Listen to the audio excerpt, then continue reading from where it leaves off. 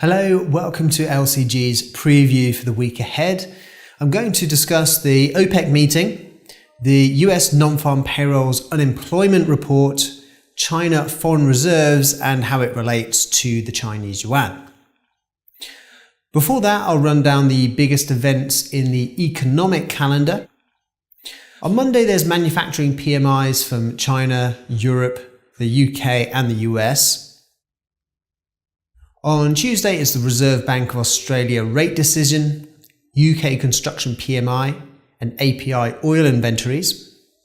On Wednesday, it's services PMIs from China, Europe, the UK, and the US, and the Bank of Canada rate decision.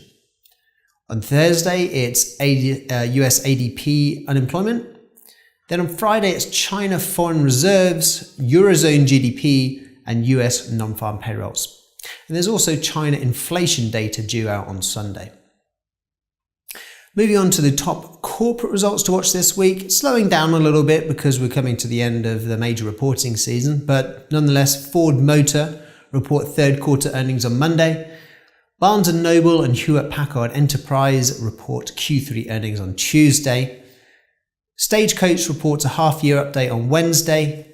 Kroger, who recently inked that deal with Ocado, and Sears, which has just entered bankruptcy, report third quarter results on Thursday. And then Berkeley Group offers its half-year numbers, and Big Lots report Q3 earnings on Friday. So attention very much on this upcoming OPEC meeting. That's of course because oil prices have absolutely crashed going into it. We just saw WTI tick below $50 per barrel. We really see that as the market testing OPEC here.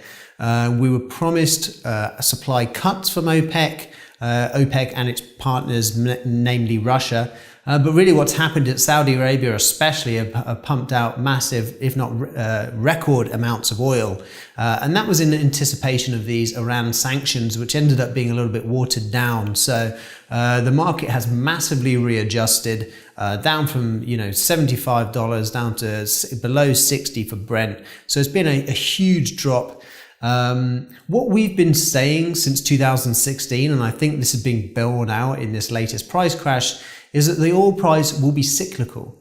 Basically, US production will follow the price, and it's US production which is the marginal producer now, not OPEC. So obviously OPEC can affect it at the margins. If OPEC does cut its supply, that will have an immediate effect.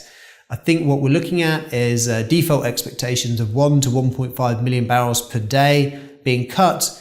That being the consensus and the market's still dropping, I think OPEC need to probably surprise on the upside here in terms of the amount they're going to cut to actually try and stabilize this market.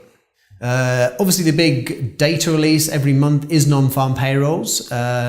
So it's critical timing, particularly after those dovish comments from the Fed's Jay Powell last week.